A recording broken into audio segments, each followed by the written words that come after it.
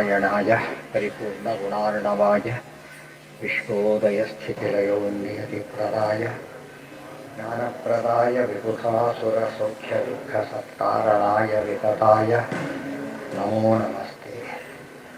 नारायणं सुरगुरुं जगदेकनाथं भक्तप्रियं सकललोकनमस्कृतं च त्रैगुण्यवद्यतमजं मृगुमध्यमीशं वन्दे भवघ्नममरासुरसिद्धवन्द्यं। नारायणं नमस्कृत्य नरं चैव नरोत्तमं देवीं सरस्वतीं व्यासं ततो जयमुदीरये। नारायणं गुणैः सर्वैरुदीर्णं दोषवर्जितं ज्ञेयं गम्यं गुरुंश्चापि नत्वा सुप्रार्थविच्यते। ॐ वसातो मम जिज्ञासावो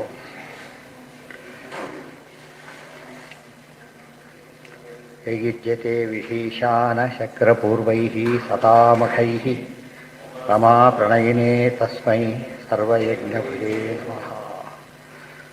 ಈಗ ಅಲ್ಪಾಕ್ಷರೇಣ ಶಕ್ಯೇಪಿ ವಕ್ತುಂ ಬಹ್ವಕ್ಷರಂ ಯದಿ ಮುಕ್ತಸ್ಯ ಆಧಿಕ್ಯವೇವಾತ್ರ ದ್ವಿಷೇಧೆ ಅಶೇಷತೋ ಭವೇತಿತಿ ಶಬ್ದನಿರ್ಣಯೇ.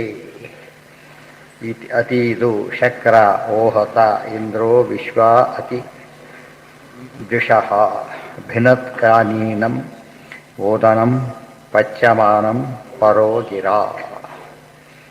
ಅತೀದು ಶಕ್ರಃ ಓಹತೆ ಇಂದ್ರಃ ವಿಶ್ವ ಅತಿ ದ್ವಿಷಃ ಭಿನತ್ ಕನೀನಂ ಓದನಂ ಪಚ್ಯಮಾನಂ ಪರಃ ಗಿರಾ. ಅದಕ್ಕೆ ಅರ್ಥ ಹೇಳ್ತಾರೆ. ವಿಶ್ವಾನ್ ದ್ವಿಷಃ ಅಜ್ಞಾನ ಪಾಪಾದೀನ್ ಅತೀತ್ಯ ಶಕ್ರಃ ವಿಷ್ಣು ಸ್ವಭಕ್ತಾನ್ ಅತಿವಹತಿ ಏವ ಹಿ. ಇದಿಷ್ಟು ಮೊದಲನೇದಕ್ಕೆ ಅರ್ಥ. ಅದೇನಿದೆ, ವಿಶ್ವ ಇದೆ, ಇಂದ್ರ ಇದೆ, ಅತಿ ದ್ವಿಷಃ ಓಹತ ಓಹತೆ ಅತೀದು ಅಂತಿದೆ. ವಿಶ್ವ ಅಂದರೆ ವಿಶ್ವಾನ್ ಅಂತ ಅರ್ಥ.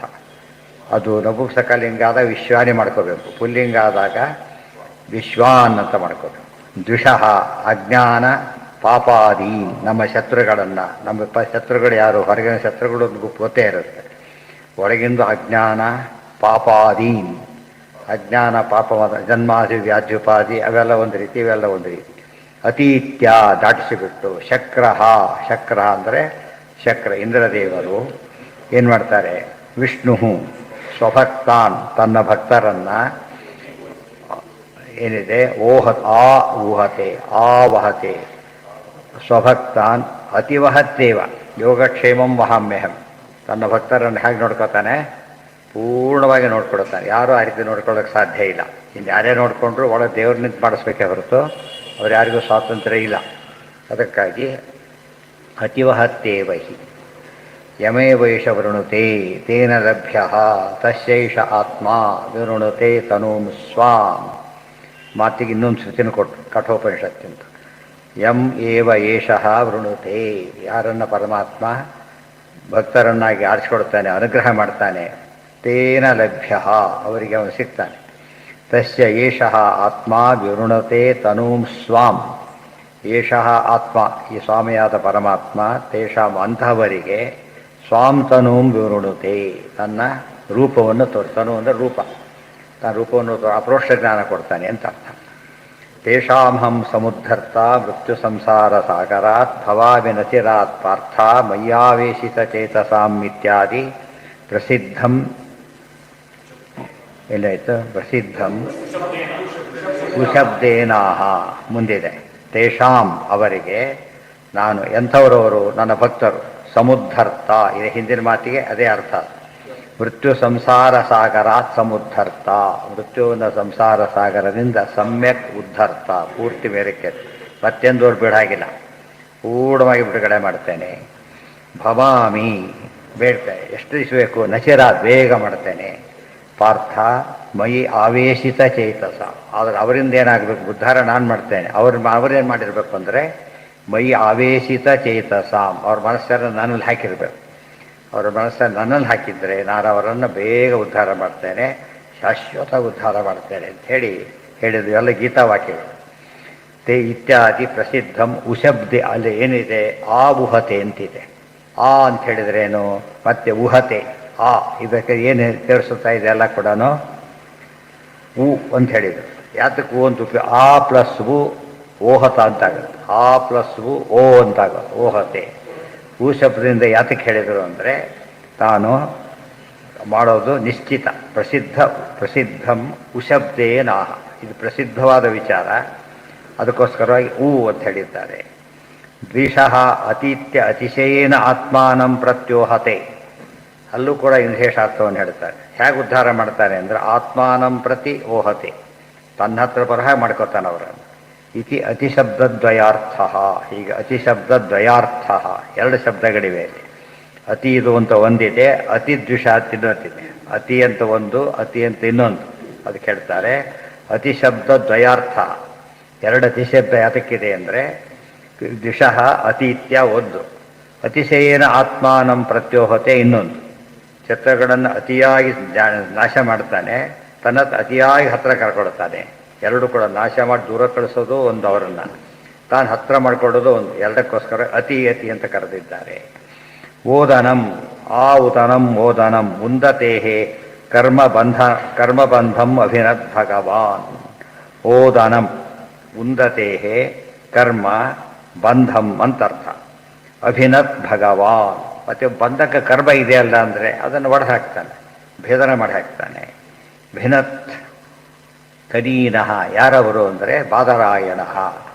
ಅಜ್ಞಾನ ಕಡೆಯ ರೂಪ ಯಾವುದು?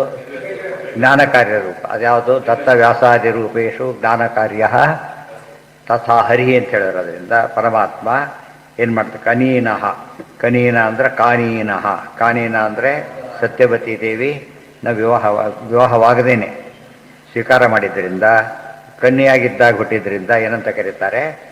ಕನಿ. ಅದು ಎರಡು ಪಕ್ಷ ಇದೆ. ಇಲ್ಲ ಮದುವೆಯಾಗಿ ಅವತಾರ ಮಾಡಿದ್ದು ಅಂತ ಒಂದು ಪಕ್ಷ, ಇಲ್ಲ ಹಾಗೆ ಅಂತ ಒಂದು. ದೇವರಿಗೆ ಯಾವುದು ಲೆಕ್ಕನೇ ಇಲ್ಲ.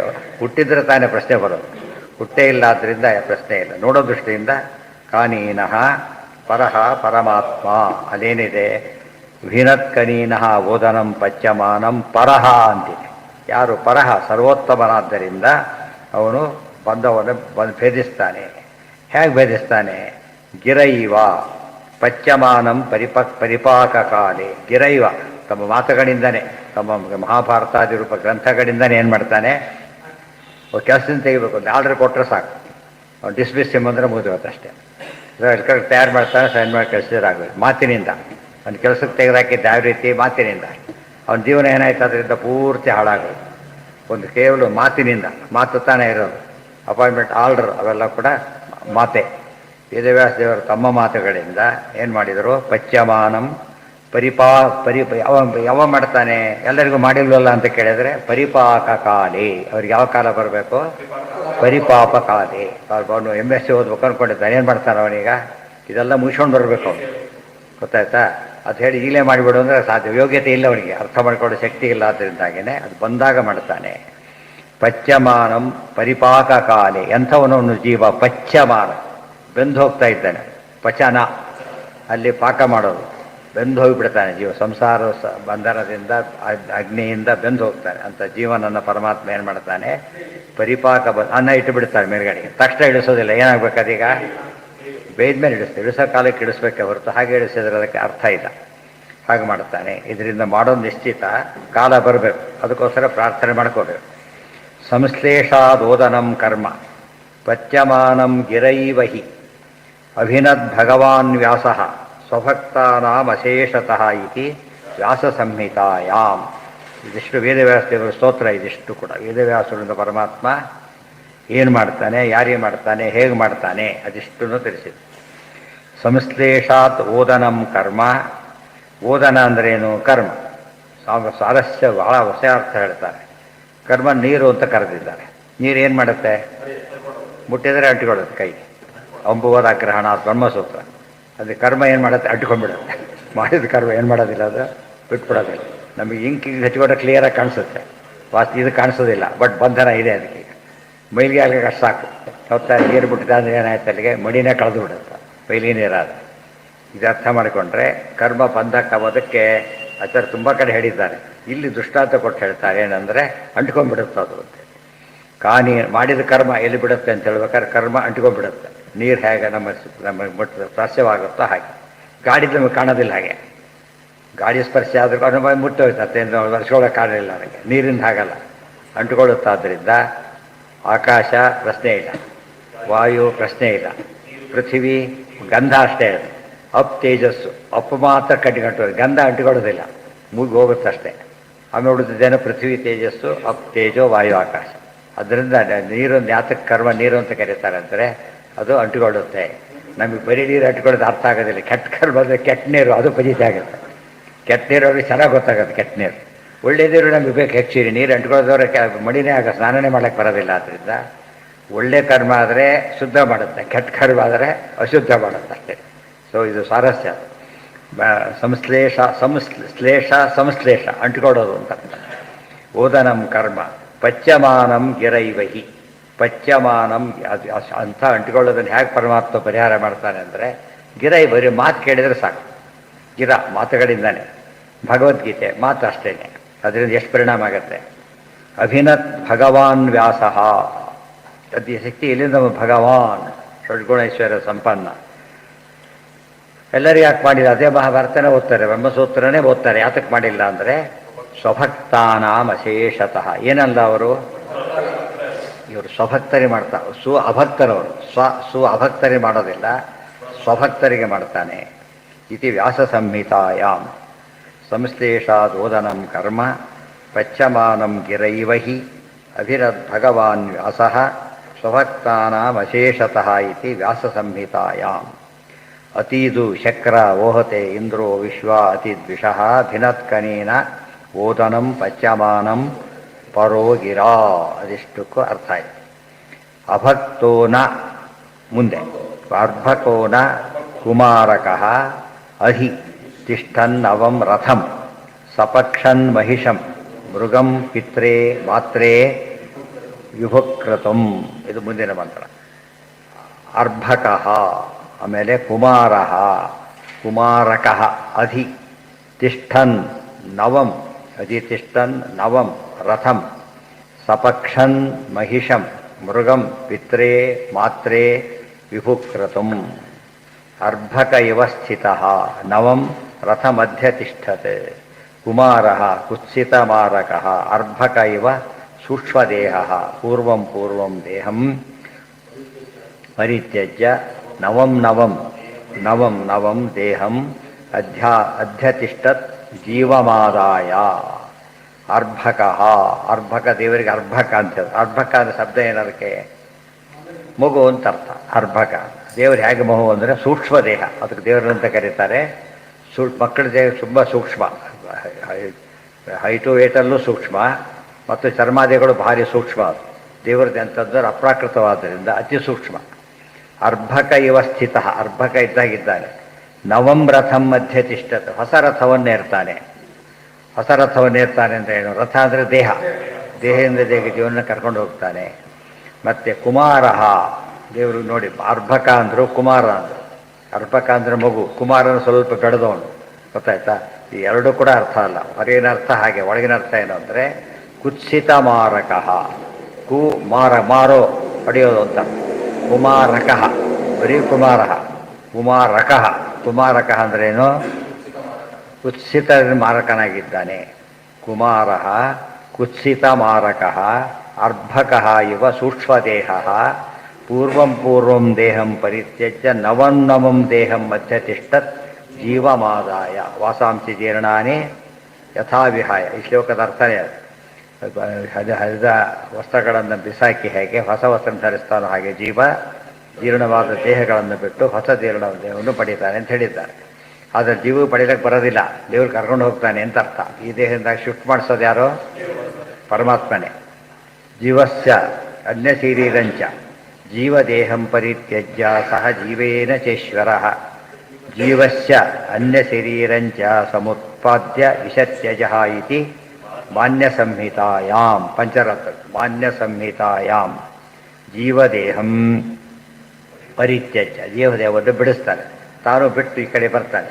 ಸಹ ಜೀವೇನ, ಜೀವನ ತಾನೇ ಬರ್ಲಿಕ್ಕೆ ಬರೋದಿಲ್ಲ. ಸಯುಜಾ ಸಖಾಯ, ದಾಸುಪರ್ಣ ಜೊತೆಗೆ ಯಾವಾಗಲೂ ಯಾರು ಇರಬೇಕು, ದೇವರು ಇರಲೇಬೇಕು. ಜೀವೇನ ಚ ಈಶ್ವರ, ಈಶ್ವರನಾದ ಪರಮಾತ್ಮ. ಅಯ್ಯೋ ಇಷ್ಟೆಲ್ಲ ಅವನು ನಮ್ಮತ್ತೆ ಇವರು ಭಾರಿ ಚಿಕ್ಕವರು, ಅವ್ರು ದೇವರ ಯೋಗ್ಯತೆ ಏನೇನೂ ಅಲ್ಲ. ಅವ್ರ ಜೊತೆಗಿರ್ತಾನೆ, ಏನೋ ದೋಷ ಬರುತ್ತಾ ಅಂದರೆ ಈಶ್ವರ ಏನಾಗೋದಿಲ್ಲ ದೇವರಿಗೆ. ಈ ಕಳ್ಳನ ಪೊಲೀಸ್ ಹಿಡ್ಕೊಂಡು ಹೋಗ್ತಾನೆ, ಪೊಲೀಸ್ ಕಳ್ಳ ಆಗಿಬಿಡ್ತಾನೆ ಇಲ್ಲ, ಅವನು ಅಧಿಪತಿಯಾಗಿರ್ತಾನೆ ಹೊರತು ಅವನು ಕಳ್ಳನ ಮುಟ್ಟಿದ ಮಾತ್ರಕ್ಕೆ ಏನಾಗಲಿಲ್ಲ, ಮುಟ್ಟಿ ಬಂಧನ ಮಾಡಿ ಎಳ್ಕೊಂಡು ಹೋಗ್ತಾನೆ. ಆದರೂ ಅದು ಏನಲ್ಲ. ಪೇಷಂಟ್ ತಾಯಿಗಳು ಬಿಡ್ತಾರೆ, ಪೇಷಂಟ್ ಅವನೂ ಅಲ್ಲ. ಅದೇ ರೀತಿ ಪರಮಾತ್ಮ, ಇವರೆಲ್ಲ ಚೊಚ್ಚರು ದೋಷ ಬರ್ಬೋದು ಇವರಿಗೆ, ಪರಮಾತ್ಮನಿಗೇನಿಲ್ಲ. ಈಶ್ವರ ಈಶೇಭ್ಯ ವರಹ, ಸರ್ವಶ್ರೇಷ್ಠನಾದ ಈಶಾದ್ರ ಸಮರ್ಥ, ಅವರಲ್ಲೂ ಶ್ರೇಷ್ಠನಾದ್ದರಿಂದ ಅವನು ಯಾವ ಲೇಪನೂ ಇಲ್ಲ. ಈಶ್ವರ ಜೀವಸ್ಯ ಅನ್ಯ ಶರೀರಂಚ ಸಮುತ್ಪಾದ್ಯ, ಇನ್ನೊಂದು ಶರೀರ ಸೃಷ್ಟಿ ಮಾಡಿಬಿಟ್ಟು ಎಲ್ಲಿ ಹೋಗ್ತಾನೆ, ಅದರೊಳಗೆ ಪ್ರವೇಶ. ಅಜಹ ವಿಶತಿ, ಅವನಿಗೆ ಮತ್ತೆ ದೋಷ ಬಂತು, ಅಜಹ ಹುಟ್ಟಿಲ್ಲದವರಾದ್ದರಿಂದ ಸಮಸ್ಯೆ ಇಲ್ಲ. ಈಶ್ವರ ಒಂದು ಪದ, ಅಜಹ ಇನ್ನೊಂದು ಪದ. ಎಲ್ಲರಿಂದ ಏನು ತೋರಿಸ್ತಾ ಇದ್ದಾನೆ, ತನಗೆ ಲೇಪ ಇಲ್ಲ. ಯಾವ ಕಾಲಕ್ಕೂ ಯಾರ ಜೊತೆಗಿದ್ದರೂ ಪರಮಾತ್ಮನಿಗೇನಿಲ್ಲ. ಈ ಆಕಾಶ ಇದೆ, ಎಲ್ಲಿದ್ದರೂ ಆಕಾಶಕ್ಕೇನಿಲ್ಲ, ಲೇಪ ಇಲ್ಲ. ಜೀವದೇಹಂ ಪರಿತ್ಯಜ್ಯ ಸಹ ಜೀವೇನ ಚ ಈಶ್ವರ ಜೀವಸ್ಯ ಅನ್ಯ ಶರೀರಂಚ ಸಮುತ್ಪಾದ್ಯ ವಿಶತಿ ಅಜಹ ಇತಿ ಮಾನ್ಯ ಸಂಹಿತಾಯ. ಅದು ಹೇಳ್ತಾರೆ, ಜನರೊಳಗೆ ತಾನಿದ್ದು ಜನಿಸುವ ಜಗದುದರ ತಾನು ಹರಿಕಥಾಮಸಾರದಲ್ಲಿ. ಜೀವನಿಗೆ ಹುಟ್ಟೋ ಶಕ್ತಿ ಇಲ್ಲ, ಸಾಯೋದಕ್ಕೂ ಬರೋದಿಲ್ಲ. ಅವನಿಗೆ ಸಾಯೋದಕ್ಕೆ ಬರೋದಾಗಿದ್ದರೆ ತುಂಬ ಸುತ್ತ ಏನು ಮಾಡ್ತಾರೋ, ಸತ್ತೋಗ್ಬಿಡ್ತಾಯಿತ್ತು. ಗೊತ್ತಾ, ಸಾಧ್ಯ ಇಲ್ಲ. ಅದು ಆತ್ಮಹತ್ಯೆ ಆಯ್ತು, ಅದು ಉಪಯೋಗ ಇಲ್ಲ. ತಾನೇ ಬಿಟ್ಟೋಗೋ ಶಕ್ತಿ ಎಲ್ಲಿದೆ, ಇಲ್ಲ. ಎಂಥ ಯೋಗಿಗಳು ದೇಹ ಬಿಡಬೇಕಾದ್ರೆ ಕೊನೆಗೇನಿರ್ಬೇಕಾದ್ರೆ ದೇವರು ಇರಲೇಬೇಕು. ಆದ್ದರಿಂದ ಜೀವದೇಹಂ ಪರಿತಿ, ಎಷ್ಟು ಕರುಣಾಳು ಪರಮಾತ್ಮ. ಪ್ರತಿ ದೇಹದಲ್ಲೂ ಕೂಡ, ಪ್ರತಿ ದೇಹದಲ್ಲೂ ಜೀವ ಅನಂತ ದೇಹದಲ್ಲೂ ಪರಮಾತ್ಮ ಇರ್ತಾರೆ. ಬಟ್ ಏನಿಲ್ಲ, ಯಾವ ಕಾಲಕ್ಕೂ ಲೇಪ ಇಲ್ಲ. ಎಷ್ಟು ಫಜೀತಿ ಇದು. ಇವಾಗ ತುಂಬ ಕೆಲಸ ಮಾಡಿದಾಗ ಎವಳು ಫಜೀತಿ ಆಯಿತು ಅಂತೇಳಿ, ದೇವರಿಗೆ ಏನೂ ಇಲ್ಲ, ಅನಾಯಾಸ. ಲೋಕವತ್ತು ಲೀಲಾ ಕೈವಲ್ಯ, ಲೀಲೆಯಿಂದ ಮಾಡ್ತಾನೆ. ಆದ್ದರಿಂದ ಯಾವ ಸಮಸ್ಯೆನೂ ದೇವರಿಗಿಲ್ಲ, ಅದನ್ನು ಹೇಳಬೇಕು. ಮಹಿಷಂ ಮಹಾಂತಂ ಕುಮಾರ ಇವ ಅರ್ಭಕ ಸೂಕ್ಷ್ಮದೇಹ ಇತಿ ವಾ. ಅರ್ಭಕ ಸೂಕ್ಷ್ಮದೇಹೋಪಿ ನ ಕುಮಾರಕ ಇತಿ ವಾ. ಅರ್ಭಕ ಸೂಕ್ಷ್ಮದೇಹ, ನಾ ಕುಮಾರಕ. ಈ ಜೀವ ಇದ್ದಾನೆ, ಚಿಕ್ಕ ಮಗು ಇದೆ, ದುಷ್ಟ ಮಾಡೋ ದೇವ್ರ ನಾಶ ಮಾಡೋ ಶಕ್ತಿ ಅವರಿಗಿಲ್ಲ. ದೇವ್ರು ಹಾಗಲ್ಲ, ಇಂಥ ಅರ್ಭಕ ಅಲ್ಲ. ದುಷ್ಟರನ್ನು ಬಹಳ ಸಿಂಪಲ್, ಅರ್ಭಕನಾಗಿದ್ದು ದುಷ್ಟರನ್ನು ನಾಶ ಮಾಡಿದ. ಕೃಷ್ಣಾವತಾರ ಪೂರ್ತಿ ಏನು ತೋರಿಸಿ, ಪೂತನೆ ಕೊಂದಾಗ ಏನು ಅರ್ಭಕ, ಶಕಟಾಸುರದನ್ನು ಎಲ್ಲ ಕೊಂದಿದ್ದೆಲ್ಲ 10 ವರ್ಷದೊಳಗೇನೆ ಅರ್ಭಕ ಕುಮಾರನಾಗೆ ಮಾಡಿರೋದ್ರಿಂದಾಗಿಯೇ ಕೃಷ್ಣ ರೂಪಕ್ಕೆ ನೇರ ಅನ್ವಯ. ಅದು ವಾಸಿಷ್ಠ ಕೃಷ್ಣ, ಇದೀ ಕೃಷ್ಣ, ಯಾದವ ಕೃಷ್ಣ. ಹಿಂದಿಂದು ಜ್ಞಾನದಿಂದ ನಾಶ ಮಾಡ್ತಾನೆ ಅಂತ ಹೇಳಿದಾಗ ಜ್ಞಾನ ಕಾರ್ಯದ್ದು ವ್ಯಾಸರೂಪ. ಇದು ಈ ರೀತಿ ದುಷ್ಟರನ್ನು ಹೊಡೆದು ಹಾಕ್ತಾನೆ ಅಂತ ಹೇಳಿದಾಗ ಅದೇನೋ ಬಾಲಕಾರ್ಯರು. ಅದಕ್ಕೆ ಕುಮಾರ ಇವ ಅರ್ಭಕ ಸೂಕ್ಷ್ಮದೇಹ ಐತಿ. ಅರ್ಭಕ ಸೂಕ್ಷ್ಮದೇಹೋಪಿನ ಕುಮಾರಕ ಐತಿ. ಅವು ಯಾವ ಆಯುಧ ಉಪಯೋಗಿಸೋದಿಲ್ಲ ಕೃಷ್ಣ, ಗೊತ್ತಾಯ್ತು. ಯಾವ ಆಯುಧ, ಚಕ್ರ ಸಂಖ್ಯೆಲ್ಲ ಆಗ ಉಪಯೋಗಿಸಿದ್ದು ಆಮೇಲೆ ಏನೂ ಇಲ್ಲ. ಖಾಲಿ ಸ್ವಲ್ಪ ಬಿಟ್ಟಿದ್ರು ಶಕಟರ ಹೋದ. ಅವಳು ಎತ್ಕೊಂಡು ಅವಳೇ ಸತ್ತೋದು. ತೃಣಾವತ್ತು ಬೇರೆ ಕಡೆ ಕೆಳಗೆ ಬೀಳಿಸಿದ. ಬಾಯಿಗೆ ಕೈ ಇಟ್ಟ ಅವನು ಸತ್ತೋದ ಕೇಶಿ. ಇಷ್ಟೇ, ವೆರಿ ಸಿಂಪಲ್ ಅದೆಲ್ಲ ಕೂಡ. ಆದ್ದರಿಂದ ಯಾವ ವೆಪನ್ ಇಲ್ಲದೆ ಮಾಡಿದ ಕೆಲಸಗಳು. ಇಲ್ಲಿ ದೇವರು ಕುರಿತದ್ದು ಏನು ತೋರಿಸ್ತಾನೆ, ಇದರಿಂದ ಚಕ್ರಸಂಖ್ಯೆ ಬೇಕು, ತನಗೆ ಬೇಕಿಲ್ಲ ಅಂತ ತೋರಿಸ್ತಾರೆ. ಅದು ಕೆಲವು ಉಪಯೋಗಿಸ್ತಾರೆ, ಅದು ಉಪಯೋಗಿಸೋದಿಲ್ಲ. ಕೋಲು ಉಪಯೋಗಿಸ್ತಾರೆ, ತಿರುಸತ್ತ ಓಡಾಡ್ತಿರ್ತಾರೆ. ಬದುಕ ತಿರುಸಕ್ಕೆ ಬರೋದಿಲ್ಲ, ಹಾರ ಹಾಕೊಂಡು ಹೋಗ್ತಾನೆ ಅಷ್ಟೇ. ಬೇಕಾದ್ರೆ ಹಾಗೂ ಹೋಗ್ತಾನೆ, ಕೋಲು ಹಿಡ್ಕೊಂಡು ಹೋಗ್ತಾನೆ, ಕೋಲು ಇಲ್ದೇನೂ ಹೋಗ್ತಾನೆ. ಅದು ವೈಭವ ಅಷ್ಟೇ. ಹೀಗೆ ಮಾಡೋದಕ್ಕೂ ಬರುತ್ತೆ, ಹಾಗೆ ಮಾಡೋದಕ್ಕೆ ಬರುತ್ತೆ ಅಂತೇಳಿ. ಆದ್ದರಿಂದ ದೇವರಿಗೆ ಯಾವ ರೀತಿಯಾದ ದೋಷ ಇಲ್ಲ, ಅರ್ಭಕನಾಗೇ ಮಾಡ್ತಾನೆ. ಕುಮಾರಕ ಇತಿ ವಾ. ಸಪಕ್ಷತ್, ಅಲ್ಲಿ ಮುಂದೇನಿದೆ, ಸಪಕ್ಷತ್ ಅಂದ್ರೇನು, ಮಹಿಷಂ ಪರಿಪಕ್ವ ಜ್ಞಾನಾದಿ ಗುಣಂ ಅಕರೋ. ಸಪಕ್ಷನನ್ನಾಗಿ ಮಾಡಿದ, ಪರಿಪಕ್ವವಾದ. ಯಾವಾಗಲೂ ಜೀವ ಪಕ್ಷಿ ಇದ್ದ ಹಾಗೇನೆ ಅವನು ರೆಕ್ಕೆಗಳ ಜ್ಞಾನ ಒಂದು, ಭಕ್ತಿ ಒಂದು, 2 ರೆಕ್ಕೆಗಳು. 2 ಇದ್ದರೆ ಮಾತ್ರ ಹಾರ್ಲಕ್ಕೆ ಬರುತ್ತೆ ಅವನಿಗೆ. ವೈಕುಂಠಕ್ಕೆ ಹಾರ್ಕೊಂಡು ಹೋಗ್ತಾನೆ. ಇಲ್ಲವ್ರೆ ಪಕ್ಷಿಗೆ ಹಾರಬೇಕಾದ್ರೆ ಜಟಾಯು ಕಥೆ, ಸಂಪಾದಿ ಕಥೆ ಬಂದು ಏನಾಗಿತ್ತು ಅವನ ರೆಕ್ಕೆಗಳೆಲ್ಲ ಏನಾಗಿದ್ದು, ಯಾವುದು ಸುಟ್ಟೋಗಿದ್ದು, ಸೂರ್ಯನತ್ತು ಹೋಗಿದ್ದಕ್ಕೋಸ್ಕರ. ಆದ್ದರಿಂದ ಮತ್ತೆ ಯಾವ ರಾಮಾಯಣದ ಕಥೆ ಕೇಳಿದ ಮತ್ತೆ ಬೆಳೆದು ಬಿಟ್ಟು ಹಾಗೆ ಕೇಳ್ತಿರ್ಲಿಕ್ಕೆ ಮತ್ತೆ ಬೆಳೆದಾಗಿದೆ. ಅದೇ ಸಪಕ್ಷ. ರಾಮಾಯಣದ ಕಥೆನೂ ಆಯ್ತು ಇದರಿಂದ. ಪರಿಪಕ್ವ ಜ್ಞಾನಾದಿ ಗುಣಂ ಅಕಾರೋ ಮಹಿಷಂ. ಅದಕ್ಕೆ ಹೇಳ್ತಾರೆ, ಆ ಜೀವನಿಗೆ 2 ರೆಕ್ಕೆಗಳು, ಹೊರಗಿಂದ ಬೇರೆ ಒಳಗಿಂದ ಬೇರೆ. ಸ್ವರೂಪದಲ್ಲಿದೆ, ಕತ್ತರಿಸಕ್ಕೆ ಬರೋದಲ್ಲಿ ಹ್ಯಾಕೆ ಕತ್ತರಿಸ್ತಾ ಅಂದರೆ ಏನಾಗಿತ್ತು ಅಂದರೆ ಇನ್ಯಾಕ್ಟಿವ್ ಆಗಿತ್ತು. ಆ್ಯಕ್ಟಿವೇಟ್ ಮಾಡ್ತಾ ಅವಾಗೇನಾಯ್ತು, ಅಲ್ಲಿಗೆ ಬೆಳಗ್ಗೆ ಶುರುವಾಯ್ತು. ಮಹಿಷಂ ಮಹಾಂತಂ ಬ್ರಹ್ಮಾಣಂ ಮೃಗಂ ಮೃಗಯಂತಂ ಸ್ವಾತ್ಮಾನಂ ಪಿತ್ರೇ ಸ್ವಸ್ಮೈ ಮಾತ್ರೇ ಲಕ್ಷ್ಮೀ ಚ ವಿಭುಕ್ರತಂ ಪೂರ್ಣಜ್ಞಾನಂ ಪಿತೃಮಾತೃವಿಷಯೇ ಪೂರ್ಣಜ್ಞಾನಂ ಪುನಃ ಪೂರಯಾಮಾಸ ಇತ್ಯರ್ಥ. ಆಮೇಲೆ ಏನು ಮಾಡಿದ ಇಷ್ಟು ಮಾಡಿ ಮಹಿಷಂ, ಮಹಿಷ ಅಂದ್ರೇನು ಮಹಾಂತಂ, ಮಹಿಷ ದೊಡ್ಡವನು, ಭಾರಿ ದೊಡ್ಡವನು, ಬ್ರಹ್ಮಾಣಂ ಬ್ರಹ್ಮದೇವರು, ಮೃಗಂ ಮೃಗಯಂತಂ ಸ್ವಾತ್ಮಾನಂ ಪಿತ್ರೇ ಸ್ವಸ್ಮೈ ಮಾತ್ರೇ ಲಕ್ಷ್ಮೀ ಚ, ತಂದೆ ಯಾರು ತಾಯಿ ಯಾರು ಅಂತ ಹುಡುಕ್ತಾ ಇದ್ದಾನೆ. ಹೇಳಿದಾರೆ ಬೇರೆ ಕಡೆ ಹೋದ ದೃಷ್ಟಾಂತ ಕೊಟ್ಟಿದ್ದಾರೆ ಉಪನಿಷತ್ತಿನಲ್ಲಿ. ಯಾರನ್ನ ಹೊಡೆದ್ರು, ಯಾವ್ದು ಕಣ್ಣು ಕಟ್ಟಿದ್ರು, ದೂರ ದೇಶಕ್ಕೆ ಬಿಟ್ಟುಬಿಟ್ರು. ಏನು ಮಾಡೋದು ಆಮೇಲೆ? ಅಲ್ಲಿಂದ ವಾಪಸ್ ಬರಬೇಕೀಗ. ಕೇಳ್ಕೋತ ಹೊರಟ. ಈ ಊರು ಯಾವುದು ಅದು ಕೇಳಿದ್ದು, ಇಂಥ ಊರಿನ ಒಂದು ಗೊತ್ತಿತ್ತು. ಹುಡ್ಕೋತ ಹೊರಟ. ಕೊನೆಗೆ ಏನಾಯಿತು, ಸಿಕ್ಕರು, ಖುಷಿಪಟ್ಟ. ಅದಕ್ಕೆ ಆಚಾರ್ಯವಾನ್ ಪುರುಷೋ ವೇದ. ಹಿಡಿದವರೆಲ್ಲ ಏನಂತ ಹೆಸರು ಬಂತು? ಹೇಳಿದವರಿಗೆಲ್ಲ ಆಚಾರ್ಯರು ಅಂತ ಹೆಸರು ಬಂತು. ಈ ದೇವರಿಗೆ ನಮ್ಮ ಬಗ್ಗೆ ಏನು, ನಮ್ಮೆಲ್ಲ ತಂದೆ ತಾಯಿ ಎಲ್ಲ ಇದ್ದಾರೆ ಕರೆಕ್ಟೇ, ಬಟ್ ಅಲ್ಟಿಮೇಟ್ ಯಾರು? ಪರಮಾತ್ಮನೇ. ಈ ತಂದೆ ತಾಯಿಗಳಿಗೆ ಗೊತ್ತರಿ, ಆ ತಂದೆ ತಾಯಿ ಯಾರು ಅಂತ ಕೇಳಬೇಕಾಗುತ್ತೆ. ಅದಕ್ಕೇನು ಮಾಡ್ತಾರೆ? ಕೇಳ್ಕೊಂಡು ಹೋಗ್ತಾರೆ. ಹೋಗಿ ಪರಮಾತ್ಮ ಏನು ಮಾಡ್ತಾನೆ ಕೊನೆಗೆ? ಪೂರ್ಣ ಜ್ಞಾನಂ. ಅದೇ ಹರಿರೇವ ಪರಃ ಹರಿರೇವ ಗುರು ಹರಿರೇವ ಜಗತ್ ಪಿತೃಮಾತೃಗತಿ ಪಿತೃಮಾತೃ ವಿಷಯೇ ಗತಿ ಪೂರ್ಣ ಜ್ಞಾನಂ ಪುನಃ ಪೂರಯಾಮಾಸ ಇತ್ಯರ್ಥ. ತಾನು ತಂದೆ ತಾಯಿ ಎಲ್ಲವೂ ಆಗಿದ್ದೇನೆಂಬುದನ್ನು ಪರಮಾತ್ಮ ತೋರಿಸಿಕೊಟ್ಟ. ಬರೀ ತಂದೆ ಹಿರಣ್ಯಕಶಿಪು ಇದ್ದಾನೆ. ನಿಜವಾದ ತಂದೆ ಆದರೆ ಕೊಲ್ತಿದ್ದ ಅವನು? ಕೊಲ್ಲಕ್ಕೆ ಸಾಧ್ಯ ಇಲ್ಲ. ಯಾತಕ್ಕೆ? ತಂದೆ ಮಗನ ಹ್ಯಾಕೆ ಕೊಲ್ತಾನೆ? ಸೊ ನಿಜವಾದ ತಂದೆ ಅಲ್ಲ ಅಂತ ಅರ್ಥ. ಅದೇ ರೀತಿ ಟೆಸ್ಟ್ ಮಾಡೋಕ್ಕೊಂದು ಹೇಳ್ತಾರಲ್ಲ, ಕತೆ ಹೇಳ್ತಾರೆ. ಏನಂತ? ಇಬ್ಬರು ಬಂದರು, ಈ ಮಗು ನಂದು ಅಂತೇಳಿ. ಅವ್ರು ಏನು ಎಲ್ಲ ಯಾವ ರೀತಿಯಲ್ಲೂ ಡಿಸೈಡ್ ಮಾಡೋಕ್ಕೆ ಬರ್ತಾ ಇಲ್ಲ. ಇಬ್ಬರು ಅಷ್ಟೇ ಎವಿಡೆನ್ಸ್ ಕೊಡೋಕ್ಕೆ ಶುರು ಮಾಡಿದ್ದಾರೆ, ತನ್ನ ಮಗು ಅಂತೇಳಿ. ಕೊನೆಗೇನು ಮಾಡೋದು ಅವನು? ಜಡ್ಜ್ ಭಾರಿ ಬುದ್ಧಿವಂತ. ಸರಿಯಾಗಿರಿ, ಎರಡು ರೋಲ್ ಮಾಡಿ ಇಬ್ಬರು ಒಂದು ಹೊಳ್ಕೊಟ್ಟು ಬಿಡಿ ಅಂತ ಹೇಳಿ. ಅವಾಗ ಇನ್ನೊಬ್ಳು ಒಪ್ಕೊಬಿಟ್ಲು, ಇನ್ನೊಬ್ಳು ಬೇಡ ಅವಳಿಗೆ ಕೊಟ್ಬಿಡಿ ಅಂತ ಹೇಳಿದ್ರು. ಫಸ್ಟ್ ಏನು ತಿಳ್ಕೊಂಡವರು? ನಿಜವಾದ ತಾಯಿ. ಅವಳಿಗೆ ಏನು ಬೇಕಾಗಿತ್ತು? ರೈಟ್ ಅಷ್ಟೇ. ಇವಳಿಗೆ ಮಗು ಬೇಕಾಗಿತ್ತು. ಆದ್ದರಿಂದ ಚೆನ್ನಾಗಿರಲಿ, ಮಗು ಸಾಯೋದು ಬೇಡ ಅಂತ ಹೇಳಿ. ಅವಾಗ ಇವಳೆ ತಾಯಿ ಎತ್ತಿ ಇವಳಿಗೆ ಕೊಟ್ಟ. ಇದು ಅರ್ಥ ಮಾಡಿಕೊಂಡ್ರೆ ಅಭಿಮಾನ ಎಲ್ಲಿದೆ? ಹಿರಣ್ಯಕಶಿಪಿಗೆ ಯಾಕೆ ಅಭಿಮಾನ? ನಿಜವಾದ ಜಯ ಎಲ್ಲಿ? ಇವನಿಗೆ ಅರ್ಥಾತ್ ಸಂಬಂಧನೇ ಇಲ್ಲ. ಈತ ಪ್ರಹ್ಲಾದ, ಏನು ಸಂಬಂಧ ಇಲ್ಲ. ಅದು ಮೇಲ್ನೋಟಕ್ಕಿತ್ತು, ಯಾವಾಗಲ್ಲ ಅಂತ ಬಿಟ್ಟುಬಿಟ್ಟ ಅಷ್ಟೇ. ಆದರೆ ಇಲ್ಲಿ ಮಾತ್ರ ಹಾಗಿಲ್ಲ. ನಿಜವಾದ ತಂದೆ ನಿಜವಾದ ತಾಯಿ ಅಂತ ಹೇಳಿದರೆ, ತಂದೆ ನಿನಗೆ ಕೃಷ್ಣ ಅಂತೇಳಿ, ತಾಯಿ ಇಂದಿರೇ ದೇವಿ ಅಂತ ಹೇಳಬೇಕಾದ್ರೆ ಇವೆಲ್ಲ ಮಾತು ಬಂದಿದೆ. ಮಾತಾ ರಾಮೋ ಮತ್ತು ಪಿತಾ ರಾಮಚಂದ್ರ, ಮಾತಾ ನೃಸಿಂಹ ಪಿತಾ ನೃಸಿಂಹ ಎಲ್ಲ ರೂಪಕ್ಕೂ ಹೇಳ್ತಾರೆ. ಪಿತೃಮಾತೃ ವಿಷಯ ಪೂರ್ಣ ಜ್ಞಾನಂ ಪುನಃ ಪೂರಯಾಮಾಸ ಇತ್ಯರ್ಥ. ಇದು ದೇವರ ವೈಭವ. ಅರ್ಭಕೋನ ಕುಮಾರಕಃ ಅಧಿ ತಿಷ್ಟನ್ ನವಂ ರಥಂ. ಹೊಸ ರಥ. ಹೊಸರಥ ಅಂಬೋದಕ್ಕೆ ಅರ್ಥ ಎಲ್ಲಿ ಬಂತು ನಿಮಗೆ? ರಥ ಶಬ್ದಕ್ಕೆ ದೇಹ ಅಂತ ಹೇಗೆ ಅರ್ಥ ಮಾಡಿದರೆ ಅಂತ ಕೇಳಿದರೆ ಕಠೋಪನಿಷತ್. ಗೊತ್ತಾಯ್ತಾ? ದೇಹವೇ ರಥ. ರಥಿ ಯಾರು? ಜೀವ. ಪರಮಾತ್ಮ ಕೂತಿದ್ದಾನೆ, ಓಡಿಸ್ಕೊಂಡು ಹೋಗ್ತಾನೆ. ಪರಮಾತ್ಮನ ಮುಖ್ಯ ರಥಿ. ವಾಯುದೇವರು ಕರ್ಕೊಂಡು ಹೋಗ್ತಾರೆ. ವಿಜ್ಞಾನ ಸಾರಥಿರ್ಯಸ್ತು ಮನಃ ಪ್ರಗ್ರಹವಾನ್ ನರಃ ಸೋದ್ವನ ಪರಮಾಪ್ನೋತಿ ವಿಷ್ಣೋ ತತ್ ಪರಮಂ ಪದಂ ಹೇಳಿದ್ದಾರೆ. ಅದೆಲ್ಲ ಜ್ಞಾಪಕ ಇರಬೇಕು.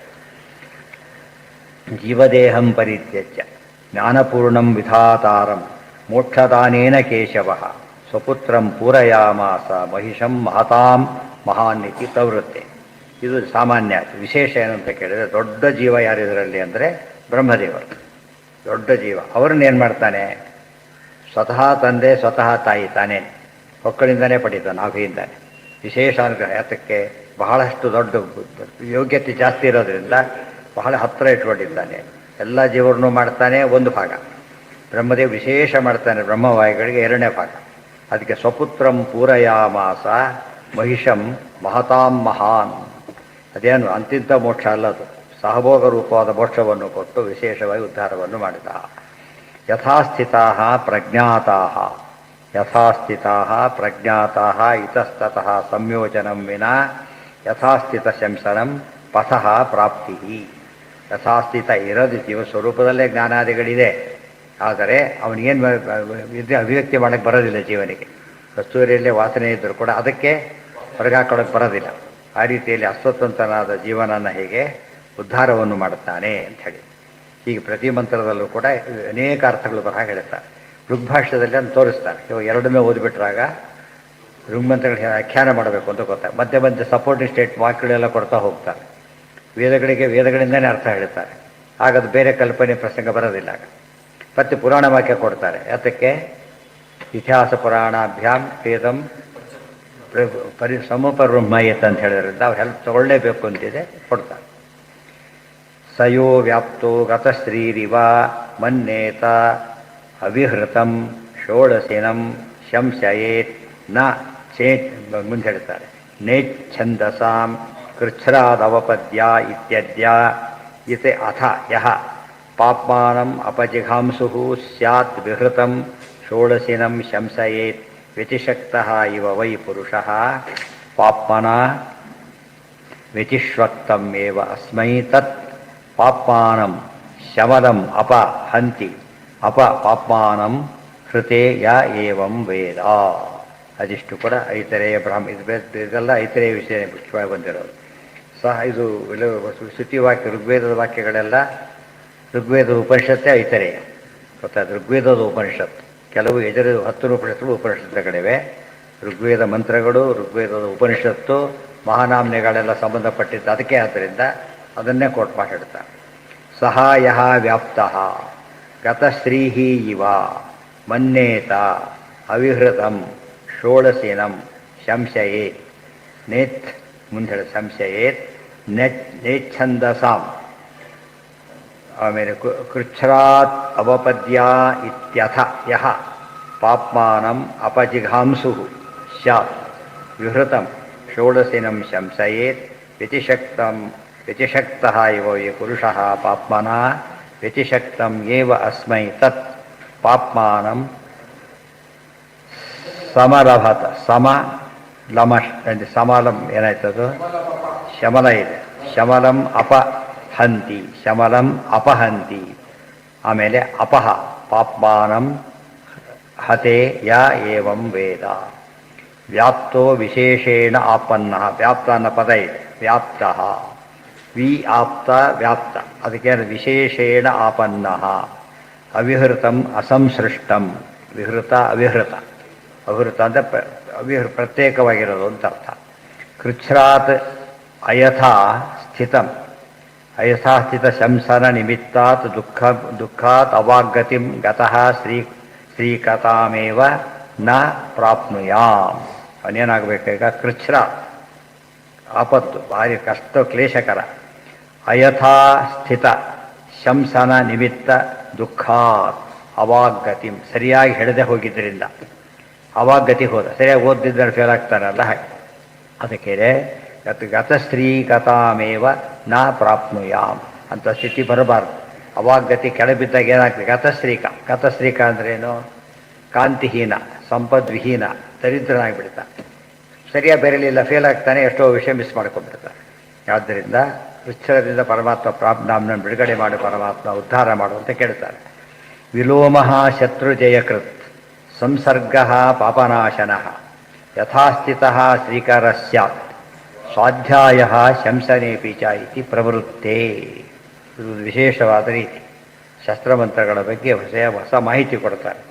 ವಿಲೋಮ ಶತ್ರುಜಯಕೃತ್ ಸಂಸರ್ಗ ಪಾಪನಾಶನ ಯಥಾಸ್ಥಿತ ಶ್ರೀಕರ ಸ್ಯಾತ್ ಸ್ವಾಧ್ಯಾಯ ಶಂಸನೇಪಿ ಚ. ಸ್ವಾಧ್ಯಾಯ 3 ವಿಧ: ವಿಲೋಮ ಮತ್ತು ಸಂಸರ್ಗ ಮತ್ತು ಯಥಾಸ್ಥಿತ. ವಿಲೋಮದಿಂದ ಹೇಳಿದರೆ ಏನಾಗುತ್ತೆ? ಶತ್ರುಜಯಕೃತ್, ಶತ್ರುಜಯ ನಾಶವ, ಶತ್ರುಜಯವನ್ನು ಉಂಟು ಮಾಡುತ್ತಾನೆ. ಆಮೇಲೆ ಸಂಸರ್ಗ ಮಾಡಿದಾಗ ಪಾಪವನ್ನು ನಾಶನ ಮಾಡ್ತಾನೆ. 2 ಪಾಪಗಳೇ, ಹೊರಗಿನ ಪಾಪ ಶತ್ರು, ಒಳಗಿನ ಪಾಪ ಇದು. ಯಥಾಸ್ಥಿತ ಹಾಗೆ ಹೇಳಿದರೆ ಶ್ರೀಕರ ಸಂಪತ್ಕರ.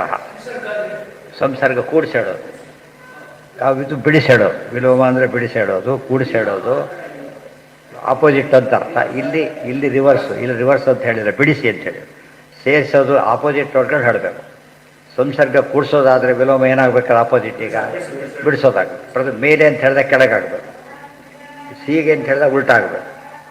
ವಿಲೋಮ ಆಪೋಸಿಟ್ ಅಂತ ಅಷ್ಟೇ ಅರ್ಥ. ವಿಲೋಮ ಶಬ್ದಕ್ಕೇನು? ಅನುಲೋಮ ಅಂದರೆ ಏನು?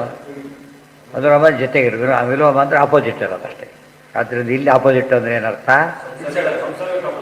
ಇದಕ್ಕೆ ಸಂಸರ್ಗಕ್ಕೆ ಆಪೋಸಿಟ್ ವಿಲೋಮ ಆದ್ದರಿಂದ ವಿಸರ್ಗ ಬಿಡಿಸಿ ಹೇಳೋದು ಅಂತ ಅರ್ಥ.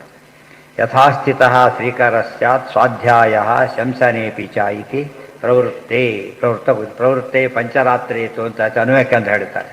ಪ್ರವೃತ್ತ ಅಂತ ಹೇಳಿಬಿಟ್ಟು ಅಲ್ಲಿ ಹೇಳಬೇಕಾದ್ರೆ ಪಂಚರಾತ್ರಿತ್ತು ಅಂತ ಅವರೇ ಹೇಳಿಬಿಡ್ತಾರೆ. ಯಥಾ ಇರೋದನ್ನು ಹಾಗೆ ಹೇಳೋದು. ಕೂಡಿಸಿ ಹೇಳೋದು ಇದು ಮಾಡೋದು ಬೇಡ. ಕೆಲವೊಮ್ಮೆ ಕೂಡಿಸಿ ಅರ್ಥ ಹೇಳಬೇಕು, ಬಿಡಿಸಿ ಹೇಳಬೇಕು. ಇರೋದನ್ನು ಹಾಗೆ ಹೇಳೋದು ಅಂದರೆ ಏನದು ಅಲ್ಲ. ಕೂಡಿಸಿದಾಗ ಅಂದರೆ ಉದಾಹರಣೆಗಿದೆ, ಅಲ್ಲಿ ವ್ಯತ್ಯಾಸ ನೋಡೋದಕ್ಕೆ ವ್ಯತ್ಯಾಸ ಕಾಣೋದಿಲ್ಲ, ವ್ಯತ್ಯಾಸ ಇದೆ. ರಾಘವೇಂದ್ರ ಸ್ತೋತ್ರ ಹೇಳ್ತೀರಿ, ಸಂತಾನ ಸಂಪತ್ ಪರಿಶುದ್ಧ ಭಕ್ತಿ ವಿಜ್ಞಾನ ವಾಗ್ದೇಹ ಸುಪಾಠವಾದೀನ್ ಕಟ್ಟಾಯ್ತೆ ಶ್ಲೋಕ ಹಾಗೆ ಹೇಳಬೇಕು.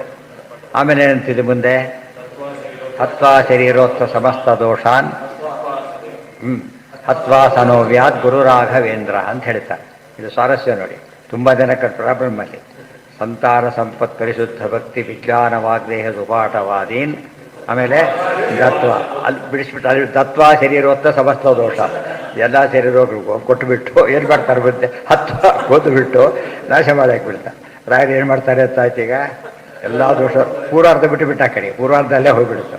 ಸಂತಾನ ಸಂಪತ್ತು ತತ್ವ ಇದೆ ಬಿಟ್ಟ, ತತ್ವ ಒಂದೇಳಿ ಎಲ್ಲ ದೋಷ ಕೊಟ್ಟುಬಿಟ್ಟು ಪೂರ್ತಿ ಗೊಂದು ಹಾಕಿಬಿಟ್ಟು ಆಯಿತು. ಪ್ರಾಬ್ಲಮ್ ಗೊತ್ತಾಯ್ತಾ ಈಗ? ಯಥಾಸ್ಥಿತ ಹೇಳಿದಾಗೆ ಹೇಳಬೇಕು. ಅದು ಬಿಡಿಸ್ಬೇಕಾದ್ರೆ ಅರ್ಥ ಹೇಳ್ಬೇಕಾದ್ರೆ ಏನು ಮಾಡಬೇಕಾಗ, ದತ್ವ ಆ ಕಡೆ ಸಂಸರ್ಗ ಸೇರಿಸ್ಕೋಬೇಕಾದ್ರೆ ಅರ್ಥ ಅಲ್ಲಿ ಸೇರಿಸ್ಕೋಬೇಕು. ಹತ್ವ ಅದಕ್ಕೆ ಸೇರಿಸ್ಬೇಕು, ದೋಷ ಅನ್ನ ಹತ್ವ ಅದಕ್ಕೆ ಸೇರಿಸ್ಬೇಕು. ದತ್ವ ಅದಕ್ಕೆ, ಹತ್ವ ಇದಕ್ಕೆ, ಅವಾಗ ಸರಿ ಹೋಯ್ತು ಅರ್ಥ. ಇಲ್ಲದ್ರೆ ಏನಾಗ್ತಿತ್ತು, ಆಭಾಸ ಆಗ್ತಿತ್ತು. ಅದಕ್ಕೆ ಹಾಗಾಗುವ ಮಧ್ವಿಜಯನೇ ವಿಶ್ವಮಿಥ್ಯ ವಾಕ್ಯ ಕೋಟ್ ಮಾಡಿಬಿಟ್ರೆ ಅಷ್ಟೇ ಏನಾಗ್ತಿತ್ತು, ಗಟ್ಟು ಹೋಗ್ತಿತ್ತು. ಆ ರೀತಿ ಮಾಡ್ಕೊಂಡು ಹೇಳಿದಾಗ ಅದು ವಿಶೇಷ ಇದಕ್ಕೆ ಬೇಕಾದ್ರೆ. ಸುಮ್ಮನೆ ಓದೋರು ಹಾಗೆ ಮಾಡ್ತಿರ್ತಾರೆ, ಏನೇನೋ ರಾಜ ಚೋರ ಮಹಾರಾಯರಿಗಲ್ಲ, ರಾಜ ಚೋರ ಮಹಾವ್ಯಾಘ್ರ ಇದೆಯಲ್ಲ, ಹೇ ರಾಜ ಚೋರ ಹೇ ಮಹಾವ್ಯಾಘ್ರ ಹಾಗೆ ಮಾಡಿಬಿಟ್ಟು ಏನಾಗುತ್ತಾಗ ರಾಯರೇ ಏನಾಗ್ಬಿಡ್ತಾರೆ, ಅವರೇ ಚೋರಾಗಿರ ಆಗೋಗ್ಬಿಡ್ತಾರೆ. ಅಲ್ಲಿ ಬಿಡಿಸ್ಬಾರ್ದಲ್ಲಿ ಸಮಾಸದಲ್ಲಿ ಏನು ಮಾಡಬಾರ್ದು, ಯಾವಾಗಲೂ ಬಿಡಿಸ್ಬಾರ್ದು. ಆ ಸಮಾಸ ಆಮೇಲೆ ಬಿಡಿಸ್ಬೇಕದ. ವಾಕ್ಯ ಒಂದು ಪದವಿಭಾಗ ಬೇರೆ, ಸಮಾಸ ಬಿಡಿಸೋದು ಬೇರೆ. ಪದವಿಭಾಗ ಹೇಗೆ ಅಂತ ಕೇಳಿದರೆ, ಪದಗಳಿದೆ ಒಂದಕ್ಕೊಂದು ಸೇರಿಕೊಂಡಿದೆ, ಬಿಡಿಸ್ಬೇಕು ಅಷ್ಟೇ. ಸಮಾಸ ಆಗಲ್ಲ, ಒಳಗೆ ಪದಗಳಿವೆ, ಅದನ್ನು ಹೊರಗೆ ತೆಗಿಬೇಕು. ಇದು ಎಕ್ಸ್ಟರ್ನಲ್ ಅದು, ಇಂಟರ್ನಲ್ ಅದು. ಹೊರಗಿಂದ ಪದ ಬಿಡಿಸಿದಾಗ ಏನಂತ ಕರೀತಾರೆ, ಅದಕ್ಕೆ ಪದಚ್ಛೇದ ಅಷ್ಟೇ. ಒಳಗಿಂದ ಬಿಡಿಸಿದಾಗ ವಿಗ್ರಹ, ಅದು ಸಮಸ್ತ ಪದ ಬಿಡಿಸೋದು, ತಿಳಿತಾ? ಬಟ್ ಓದಬೇಕಾದ್ರೆ ಸಂಹಿತ ಅಂದರೆ ಕೂಡಿಸೋದು. ಸಂಹಿತ ಅಂದರೆ ಹಾಗೆ ಹೇಳೋದು, ಎಲ್ಲೂ ಬಿಡಿಸೋಕ್ಕೆ ಹೋಗ್ಬಾರ್ದು, ಕೂಡಿಸೇ ಹೇಳಬೇಕು. ಅದು ಬಿಡಿಸಿಬಿಟ್ಟಾಗ ಏನಾಯ್ತದ, ಅದಕ್ಕೆ ಸಂಹಿತ ಅಧ್ಯಯನ ಮಾಡ್ತಾರೆ ಅಂದರೆ ಇರೋದನ್ನು ಹಾಗೆ ಹೇಳೋದು. ಪಾರಾಯಣ ಮಾಡ್ಬೇಕಾದ್ರೆ ಹಾಗೇನೆ ಮಾಡಬೇಕು. ಅರ್ಥ ಮಾಡೋಕ್ಕೆ ಹೋಗಿ ಬಿಡಿಸಿ ಹೇಳಬೇಕು. ಅದರ ನಿಯಮಗಳಿದೆ, ಅದು ಪ್ರತಿಯೊಂದಕ್ಕೂ ಫಲ ಇದೆ ಅಂತ ಹೇಳ್ತಾರೆ. ಯಾವುದೂ ತಿರಸ್ಕಾರ ಮಾಡಲಿಲ್ಲ ಇದರೊಳಗೆ. ಯಾವುದು ಯಾವ ಮಾಡಬೇಕು ಅದನ್ನು ಮಾಡಬೇಕಷ್ಟೇ. ಹಾಂ ಬರೋದಿಲ್ಲ ಅವು ಇದಕ್ಕಲ್ಲ ಇದು ಹೇಳ್ತಿರೋದು, ಸಂಹಿತ ಹೇಳ್ತಿರೋದು. ಈಗ ಶಂಸನ ಮಾಡ್ಬೇಕಾದ್ರೆ ಹೇಳ್ತಿರೋದು ಅಷ್ಟೇ. ಅರ್ಥ ಹೇಳೋದಕ್ಕೆ ಬಂದಿಲ್ಲ ಇದಕ್ಕೀಗ. ಅರ್ಥ ಹೇಳೋದು ಪ್ರಸಂಗದ ಏನು ಮಾಡಬೇಕಾಗ, ಆಗ ಬೇರೆ ಇವೆಲ್ಲ ಉಪಕ್ರಮ ಉಪಸಂಹಾರ ತಗೊಳ್ಳೋದು ಬೇಕಾದಷ್ಟು ವೆರೈಟಿ. ಇದು ಮೊದಲು ಓದೋದಲ್ಲಿ ಎಷ್ಟು ವ್ಯತ್ಯಾಸ, ದಶರ ಮಶರ ಓದಿದ್ದೆ ಅವನು ಏನು ಅರ್ಥ ಕೇಳಿ ತಲೆ ಕೆಟ್ಟೋಯ್ತು. ಏನು ದಶರ ಮಶರ, ದಶ ರಾಮಶರ ಇರೋದು ಎಲ್ಲಿ ಕಟ್ ಮಾಡಿದ ಅವನೀಗ, ಮಧ್ಯೆ ಕಟ್ ಮಾಡ್ಕೊಬೋದು. ದಶರ ಪ್ರಾಸ ಬರುತ್ತೆ, ದಶರ ಬೇರೆ ಮಶರ ಬೇರೆ ಅಂತ ಮಾಡಿದ, ಕೆಟ್ಟೋಯ್ತು. ಅದು ಓದ್ದು ಹಾಕ್ಬಿಟ್ಟು ದಶರಾಮ ಶರಾಹ, ಏನು ಸಮಸ್ಯೆನೂ ಇಲ್ಲ. ಈ ಕತೆ ಸಂಗೀತ ಇದಕ್ಕೆ ಬಂತು. ಸಂಗೀತಕ್ಕೆ ಬಂದುಬಿಟ್ರೆ ಪ್ರಹ್ಲಾದ ನಾಪಿತ ಬಾಧಿಸುತ್ತಿರುವಾಗ, ನಾಪಿತ ಅಂದರೆ ಇಲ್ಲಿ ಪ್ರಹ್ಲಾದ ನಾಪಿತ ಆಗೋಗ್ಬಿಡ್ತಾರೆ. ಪ್ರಹ್ಲಾದನ ಪಿತ ಬಾಧಿಸುತ್ತಿರುವಾಗ ಇದೆ, ನಾಪಿತ ಅಂತ ಓದ್ಬಿಡೋರು. ಎಷ್ಟು ಜನ ಈ ಕಡೆ ಅವ್ರಿಗೆ ಭಾಷೆ ಬರೋದಿಲ್ಲ ಪಾಪ, ಸಂಗೀತ ಬರ್ತಿರೋದು, ಹಾಗೆ ಬಿಡಿಸೋರು ಇರ್ತಾರೆ ಪಾಪ, ಅವ್ರಿಗೆ ಗೊತ್ತಿರೋದಿಲ್ಲ ಅಂತ ಹಾಗಾಗಿಬಿಡೋದು. ಸೊ ಅದು ಜ್ಞಾನ ಬೇಕು. ಅದಕ್ಕೆ ಹಾಗೆ ಬೆಳೆಸೋಕ್ಕೆ ಏನು ಬೇಕಾಗ, ಜ್ಞಾನ ಬೇಕಾ. ಪ್ರಹ್ಲಾದನ ಪಿತ ಅದು ಹೇಳಿದಾಗ ಗೊತ್ತಾಗಲ್ಲ, ಪ್ರಹ್ಲಾದನ ಪಿತ ಬಾಧಿಸ್ತಿರುವಾಗ ಗೊತ್ತಾಗೋದಿಲ್ಲ. ಅರ್ಥ ಹೇಳೋದಕ್ಕೆ ಬಿಡಿಸ್ಬೇಕಾಗತ್ತ, ಅದು ಕರ್ತವ್ಯ. ಅಲ್ಲಿ ಹೆಚ್ಚು ಕಡಿಮೆ ಆಗಬಾರ್ದು. ಅದಕ್ಕೆ ಮೂರು ಗೊತ್ತಿರಬೇಕು ಇವರಿಗೆ. ಒಟ್ಟೆ ಅರ್ಥ ಏನಾಯ್ತು ಅಂದ್ರೆ ಮೂರು ಗೊತ್ತಿದ್ರೆ ಮಾತ್ರ ಏನಾಗುತ್ತಾಗ ಕೂಡ ಶತ್ರುನಾಶ ಆಗಬೇಕು, ಸಿದ್ಧಿ ಸಿಗಬೇಕು, ಮೂರು ಫಲ ಸಿಗಬೇಕಾದ್ರೆ ಹೇಗೆ ಹೇಳಬೇಕು ಅಂತ ಹೇಳ್ತಾರೆ. ಈಗ ನಮಗೆ ನೀವು ಹೇಳ್ಬೇಕಾದ್ರೆ ಹಾಗೆ ಹೇಳಬೇಕು, ಚೇಂಜ್ ಮಾಡೋಕ್ಕೆ ಹೋಗ್ಬಾರ್ದು ಅಂತ ಆಯ್ತಾ. ಇದ್ರ ಕೆಟ್ಟ ಅಥವಾ ಛಂದಸ್ಸು ಹೋಗ್ಬಿಡುತ್ತೆ, ಬೆಳೆಸ್ಬಿಟ್ಟು ಹಾಗೆ ಅರ್ಥ ಹೇಳ್ಬೇಕಾದ್ರೆ ಬಿಡಿಸ್ಬೇಕಾದ್ರೆ ಪದವಿಭಾಗ ಮಾಡಬೇಕು. ಅರ್ಥ ಜೋಡಿಸ್ಬೇಕಾದ್ರೆ ಸರಿಯಾಗಿ ಇಲ್ಲಿ ಜೋಡಿಸ್ಬೇಕು. ಅರ್ಥ ಆಯ್ತಾ? ವಿಲೋಮ ಇವು ಅಸೆಂಬಲ್ ಮಾಡೋದು ಆರ್ಟ್ ಅಂತ ಹೇಳಿಲ್ಲ. ಈಗ ಮತ್ತೆ ಎಲ್ಲೆಲ್ಲ ಜೋಡಿಸ್ಬಿಟ್ರೆ ಈಗ ಕೆಟ್ಟ ಹಾಳಾಗೋಗ್ಬಿಡುತ್ತೆ. ಇವು ಕರೆಕ್ಟ್ ಜೋಡಿಸಿದ್ರೆ ಸ್ಟಾರ್ಟ್ ಆಗೋಗ್ಬಿಡುತ್ತೆ. ಆಮೇಲೆ ಸ್ವಲ್ಪ ಹೆಚ್ಚು ಕಡಿಮೆ ಆದ್ರೂ ಕೂಡ ಭಾರಿ ಡೇಂಜರ್. ಎಲ್ಲ ಎಕ್ಸ್ಪರ್ಟೇ ಮಾಡಬೇಕಾದ ಕೆಲಸ ಅದು. ಗತಸ್ತ್ರೀಯ ಪೇಂಟಿಂಗ್ ಗಟ್ಟಿ ಎಲ್ಲೆಲ್ಲ ಪೇಂಟ್ ಹೊಡೆದ್ಬಿಟ್ಟು ಏನಾಗುತ್ತೆ, ಅಸಹ್ಯ ಆಗ್ಬಿಡುತ್ತೆ. ಕರೆಕ್ಟಾಗಿ ಎಲ್ಲಿಂದ ಬೇಕು ಅದೆಲ್ಲ ನೋಡ್ಕೋಬೇಕಲ್ಲ. ಗತಸ್ತ್ರೀಯ ಸ್ತ್ರೀಯೋ ಹಾನಿಂ ಪಾಪಹಾನಿಂ ಪರಸ್ಯ ಚ ಸಂಸರ್ಗ ಮತ್ತೆ ಹೇಳ್ತಾರೆ. ಗತಸ್ತ್ರೀಯ ಸ್ತ್ರೀಯೋ ಹಾನಿಂ ಪಾಪಹಾನಿಂ ಪರಸ್ಯ ಚ ಸಂಸರ್ಗ ಛಂದಸಾಂ ಕುರ್ಯಾತ್ ಸ್ತ್ರೀಯೋ ವೃದ್ಧಿಂ ಯಥಾಸ್ಥಿತ ಇತಿ ಸ್ವಾಧ್ಯಾಯತತೆ. ಇದೇ ಅರ್ಥ ಕೊಡ್ತಾ ಇನ್ನೊಂದು ವಾಕ್ಯ ಕೊಟ್ಬಿಡ್ತಾರೆ. ಇದೇ ಅರ್ಥ ಕೊಡೋದು ಇದೊಂದು ರೀತಿಯಲ್ಲಿ. ಗತಸ್ತ್ರೀಯ ಸ್ತ್ರೀಯ ಹಾನಿಂ ಪಾಪಹಾನಿಂ ಪರಸ್ಯ ಚ. ಇಲ್ಲಿ ಸುಮ್ಮನೆ ಓದ್ಬಿಟ್ರೆ ಏನಾಗುತ್ತೆ, ಸಂಪತ್ತು ಕಳ್ಕೊಬಿಡ್ತಾರೆ, ಪಾಪ ನಾಶ ಆಗಿಬಿಡುತ್ತೆ, ಏನೋ ಹೇಳಿಬಿಡ್ತಾರೆ. ಯಾರಿಗೆ ಶತ್ರುಗಳಿಗೆ ಗತಸ್ತ್ರೀಯ ಅವರು ನಾಶ ಮಾಡ್ತಾರೆ, ಇವ್ರು ನಾಶ ಆಗೋದಿಲ್ಲ. ಶತ್ರುಗಳಿಗೆ ನಾಶ ತಂದು ಕೊಡ್ತಾರೆ, ಇವನಿಗೆ ಪಾಪಹಾನಿ ಆಗ್ತದೆ.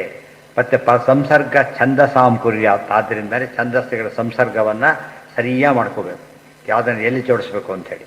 ಈ ಪಾಂತು ಅಸ್ಮಾನ್ ಇದೆ. ಈಗ ಪಾಂತು ಕ್ರಿಯಾಪದ ಫಸ್ಟಿಗೆ ಬಂದುಬಿಟ್ಟಿದೆ. ಅನ್ವಯ ಮಾಡ್ಕೊಂಡ್ರೆ ಏನು ಮಾಡ್ಬೇಕು, ಸಂಸರ್ಗ ಜೋಡಿಸ್ಬೇಕೀಗ. ಕೊನೇ ಬಂದುಬಿಡುತ್ತೆ, ಮೊದಲಿರ್ಬೇಕಾದ್ದು ಕೊನೆ ಬಂತು, ಹೇಳಬೇಕಾದ್ರೆ ಇಲ್ಲಿ ಬಂತು. ಯಾಕೆ ಛಂದಸ್ಸಿಗೋಸ್ಕರ ಇಲ್ಲಿ ಬರ್ತದೆ, ಆ ಛಂದಸ್ಸು ಆಗ್ಬೇಕಾದ್ರೆ ಅಲ್ಲೇ ಇರ್ಬೇಕು, ಹಾಗೇ ಇರಬೇಕಲ್ಲ. ಬಿಡಿಸಿದಾಗ ಅಲ್ಲಿ ಬಂತು. ಇದೆಲ್ಲ ಅವಾಗ ಅರ್ಥ ಆಗೋದೇ ಇಲ್ಲ. ಪಾಂತೋಸ್ಮಾನ ಹಾಗೆ ಮಾಡಿಬಿಟ್ರೆ ಅರ್ಥ ಬರೋದಿಲ್ಲ. ಗೊತ್ತಾಯ್ತಾ? ಅದಕ್ಕೆಲ್ಲ ಏನು ಬೇಕು, ಅನ್ವಯ ಮಾಡೋದು ಕ್ರಮ. ಪದಚ್ಛೇದ ಮೊದಲನೇ ಮಾಡಬೇಕು, ಅನ್ವಯ ಆಮೇಲೆ ಮಾಡಬೇಕು, ಸಮಾಸ ಬಿಡಿಸ್ಬೇಕು. ಇಷ್ಟೆಲ್ಲ ಸೇರಿದಾಗ ಅರ್ಥ ಮಾಡೋಕ್ಕೆ ಸರಿ ಹೋಗುತ್ತೆ, ಅದರ ಅರ್ಥ ಆಗೋದಿಲ್ಲ. ಕಿಂಚಿತ್ವೇ ಸಂಸರ್ಗ ಛಂದಸಾಂ ಕುರ್ಯಾ ಶ್ರೇಯೋ ವೃದ್ಧಿಂ ಯಥಾಸ್ಥಿತ. ಯಥಾಸ್ಥಿತ್ವ ಹೇಳಿದಾಗ ಅದು ಇಂದು ಎರಡು ಸೇಮ್ ಆಯ್ತದೆ. ಯಥಾಸ್ಥಿತ ಶ್ರೇಯೋರು ಶ್ರೀಕ, ಯಥಾಸ್ಥಿತ ಶ್ರೀಕರ, ಯಥಾಸ್ಥಿತ ಶ್ರೇಯೋವೃದ್ಧಿ, ಎರಡು ಸರಿಯಾದ ವ್ಯತ್ಯಾಸ ಆಗಲಿಲ್ಲ. ನೋಡೋದಕ್ಕದು ಒಂದು ಈ ಬೈದು ಹೊಡೆದಾಗಿತ್ತು. ಕೆಟ್ಟದಾಗತ್ತೆ ಅಂತ ಹೇಳಿದ್ದೆಲ್ಲ ಶತ್ರುಗಳಿಗೆ, ಒಳ್ಳೆಯದಾಗೋದೆಲ್ಲ ಇವರಿಗೆ. ಕಿಂಚಿತ್ವೇ ಚ ಉಭಯತ್ವೇ ಚ ಸಂಶಯೇ ಸದೃಶೇ ತಥಾ ಇವ ಶಬ್ದ ಪ್ರಯುಜ್ಯೇತ ನೆಕ್ಕಾರೇಪಿ ಚ ಪಂಡಿತೈ ಇತಿ ಶಬ್ದ ನಿರ್ಣಯೇ. ಇದೆಲ್ಲ ಸರಿಯಾಗಿ ಅರ್ಥವಿಲ್ಲದವ್ರು ಏನಾಗುತ್ತೆ, ಅಪಾರ್ಥ ಆಗಿಬಿಡುತ್ತೆ ಅಂಥೇಳಿ ಅಲ್ಲಿರ್ತಕ್ಕಂಥ ಪದ ಯಾವುದು, ಕಿಂಚಿತ್ವೇ. ಇವ ಶಬ್ದ ಇದೆ, ಇವ ಶಬ್ದಕ್ಕೆ ಅನೇಕ ಅರ್ಥ ಇದೆ. ಕೆಲವೊಮ್ಮೆ ಅದರಂತೆ ಅಂತ ಹೇಳಬೇಕು, ಕೆಲವು ಸತ್ ಬೇರೆ ಸಂಶಯ ಅಂತ ಹೇಳಬೇಕು, ಕೆಲವು ಸದೃಶ ಅಂತ ಅರ್ಥ. ಒಂದೇ ಅರ್ಥ. ಸಾಮಾನ್ಯವಾಗಿ ಇವ ಅಂತ ನಮಗೆ ಅರ್ಥ ಆಗೋದೇನು, ಅದೊಂದೇ ಅರ್ಥ ಲೋಕದಲ್ಲಿ ಬಂದಿರೋದು. ಬಟ್ ಇಷ್ಟೆಲ್ಲ ಅರ್ಥ ಇದಕ್ಕೆ. ಇದೆಲ್ಲ ತಿಳಿದೇ ಹೋದರೆ ಈ ವಾಕ್ಯ ಅರ್ಥ ಆಗದೆ. ಸಹ ಯೋ ವ್ಯಾಪ್ತಃ ಗತಶ್ರೀರಿವ ಮನ್ಯೇತ ಅವಿಹೃತಂ ಷೋಡಶಿನಂ ಶಂಸೇತ್. ಯಾವನಿಗೆ ಸಂಪತ್ತು ಹೋಗಿಬಿಟ್ಟಿದೆ, ಅವನು ಷೋಡಶಿಯನ್ನು ಈ ರೀತಿ ಹೇಳಿ ಆಗೇನಾಗುತ್ತಾಗ ಛಂದಸಾಂ ಕೃಚ್ಛ್ರಾತ್ ಅವಪದ್ಯ, ಆಪತ್ತೆಲ್ಲ ಪರಿಹಾರ ಆಗ್ತವೆ ಅವರಿಗೆ ಇತ್ಯರ್ಥ. ಒಂದು ಭಾಗ ಆಯಿತು. ಯಹ ಪಾಪಾನಂ ಅಪಜಿಘಾಂಸುಹು. ಒಬ್ಬನು ಸಂಪತ್ತಿಲ್ಲ, ಸಂಪತ್ತು ಬರಬೇಕಾಗಿದೆ, ಹೀಗೆ ಹೇಳಿ ಸಂಪತ್ತು ಬರುತ್ತೆ ಅಂತ ಹೇಳಿದರು. ಇನ್ನೊಬ್ಬರು ಇದ್ದಾನೆ, ಪಾಪ ಕಳ್ಕೋಬೇಕಾಗಿದೆ. ಯಹ ಪಾಪಾನಂ ಅಪಜಿಘಾಂಸುಹು, ಅವನೇನು ಮಾಡಬೇಕು, ಸ್ಯಾತ್ ವಿಹೃತಂ ಷೋಡಶಿನಂ ಶಂಸಯೇ, ಅದು ವಿಭಾಗ ಮಾಡಿ ಹೇಳಬೇಕು. ವ್ಯತಿಷಿಕ್ತ ಇವ ವೈ ಪುರುಷಃ ಪಾಪ್ಮನ. ಅವಾಗೇನಾಗುತ್ತೆ, ಪಾಪ ಪರಿಹಾರ ಆಗುತ್ತೆ. ಪ್ಲೇಸ್ಮೈ ತತ್ ಪಾಪ್ಮಾನಂ, ಮುಂದೆ ಶಮಲಂ, ಪಾಪ ಅಂದರೆ ಶಮಲ. ಅಪಹಂತ್ಯೆ ಪಾಪ ಕಳ್ಕೊಂಡು ಬಿಡ್ತಾನೆ. ಆಮೇಲೆ ಪಾಪ್ಮಾತಂ ಹೃತೆ ಯಾ ಏವಂ ಹೃತ. ಇದೆಲ್ಲ ಮೂರನ್ನು ತಿಳಿಸ್ಬಿಟ್ಟು ಯಾವ ಸಮಸ್ಯೆನೂ ಬರೋದಂತೆ ವಾಕ್ಯಕ್ಕೆ ಅರ್ಥ ಹೇಳಿದ್ರು. ಇಲ್ದವ್ರು ಏನಾಗುತ್ತೆ, ಸುಮ್ಮನೆ ಅರ್ಥನೇ ಆಗ್ತಿರಲಿಲ್ಲ. ಅದಕ್ಕೆ ವಿಸರ್ಗ ಅಂದರೆ ಏನು, ಸಂಸರ್ಗ ಅಂದರೆ ಏನು, ಮತ್ತು ಯಥಾಸ್ಥಿತ ಅಂದರೆ ಏನು, ಅದಕ್ಕೆ ಏನೇ ಫಲಗಳು ಅದೆಲ್ಲ ತಿಳಿಸಿದ್ರು. ಇವೆಲ್ಲ ಎಲ್ಲೆಲ್ಲೋ ಆಚಾರ ಹೇಳಿಬಿಡ್ತಾರೆ, ಜೋಡಿಸ್ಕೊಂಡ್ಬಿಟ್ಟಾಗ ನೀಟಾಗಿ ಅದು ಎಲ್ಲಿ ಹೊಂದುತ್ತೆ ಗೊತ್ತಾಗುತ್ತೆ. ಭಾಷ್ಯಕಾರ ರೀತಿ ಹಾಗೆ ಬರದೇ ಭಾಷ್ಯಕಾರರು ಅಂತ ಕರೆಯೋದು. ಕಿಂಚಿತ್ವೇ ಚೋಭಯತ್ವೇ ಚ ಸಂಶಯೇ ಸದೃಶೇ ತಥಾ ಇವ ಶಬ್ದ ಪ್ರಯುಜ್ಯೇತ ನೆಕ್ಕಾರೇಪಿ ಚ. ಕೆಲಸ ನೆಕ್ಕಾರ, ಯುವ ಶಬ್ದಕ್ಕೆ ನೆಕ್ಕಾರ ತಿರಸ್ಕಾರ, ಅವನೇನು ಮಹಾ ಅದು ಹೇಳೋದಕ್ಕೂ ಬರೋದು. ಪಂಡಿತೈ ಇತಿ ಶಬ್ದ ನಿರ್ಣಯೇ ಅಥೋ ಗತಶ್ರೀವತ್ ಸಂಶಯೇಪಿ ಇತ್ಯರ್ಥ. ಗತಶ್ರೀತ್ವ ಎಂಬುದೇನು, ಗತಶ್ರೀತ್ವ ಎಲ್ಲಿ ಬಂದಿದೆ ಈಗ, ಗತಶ್ರೀತು ಎಲ್ಲಾಯಿತು. ಗತಶ್ರೀತ್ವ ಸಂಶಯ, ಗತಶ್ರೀತ್ವ ಇದೆಯಲ್ಲ ಅದನ್ನು ಯುವ ಶಬ್ದದಲ್ಲಿ ಸಂಶಯ ಅರ್ಥಲ್ಲೂ ಮಾಡ್ಕೋಬೇಕು. ಇತಸ್ತೋ ವಿಶೇಷೇಣ ಸಂಹೃತಂ ಸಂಯೋಜಿತಂ. ಸಂಹೃತ ಅಂದ್ರೇನು, ಸಂಯೋಜಿತ. ಮತ್ತು ವಿಹೃತ ಅಂದ್ರೇನು, ಬಿಡಿಸೋದು, ಇದು ಕೂಡಿಸೋದು. ಯಥಾಸ್ಥಿತ ಹಾಗೆ ಹೇಳೋದು. ಇನ್ನೂ ತುಂಬ ಇದೆ, ಭಾಳ ತುಂಬ ಬರೀತಾರೆ ಅದಕ್ಕೆ. ನಾಳೆ ಕಟ್ಟಿರ್ತಾರೆ, ನಾಳೆ ಅಲ್ಲ ನಾಡಿದ್ದು.